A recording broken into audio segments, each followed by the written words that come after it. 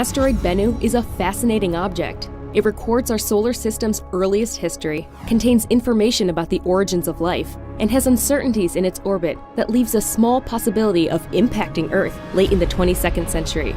These properties make Bennu the perfect target for NASA's OSIRIS-REx asteroid sample return mission. It's a great adventure to explore an unknown world. We're going to reach out and touch it, and we're going to bring treasure back to Earth for scientific analysis. To me, it doesn't get any more exciting than that.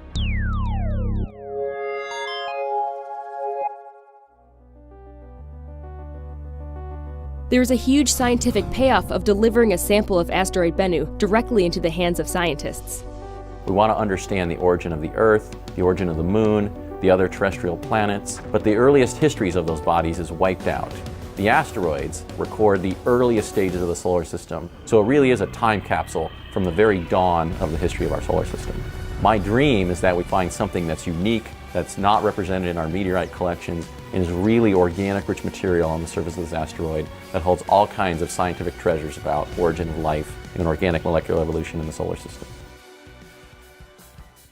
In addition to the planetary science, sending a spacecraft to asteroid Bennu will let us better understand the orbit of this near-Earth object. Bennu is 4,000 to 5,000 times more massive than the meteor that exploded above Chelyabinsk, Russia in 2013, and there's a small chance that Bennu could hit us late in the next century, depending on how its orbit evolves. In order to accurately predict its future orbital evolution, we have to not only understand the force of gravity, but thermal forces on the asteroid can significantly alter its future path.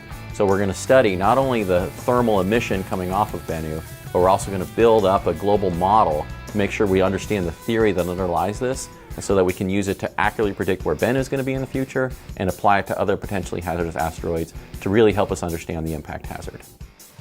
OSIRIS-REx will launch in September 2016 and arrive at asteroid Bennu in 2018. Once the team is ready, they will use the touch-and-go sample acquisition mechanism, TAG-SAM, to grab a sample off the surface. We have a unique design where we put this TAG-SAM device onto the surface of the asteroid, and then we blow down high-pressure nitrogen gas, kind of agitate the soil, and then basically scoop it up in a giant air filter. That whole process takes 5 seconds, so it's kind of get in, get the sample, and get out of there. There's good reason to think this approach will work. One of the challenges of sampling an asteroid is navigating in a low-gravity environment.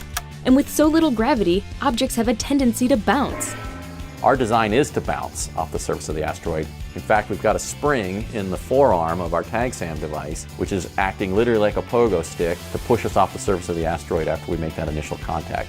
So from everything that I've seen, trying to bounce off the surface of the asteroid is the easiest way to get that material.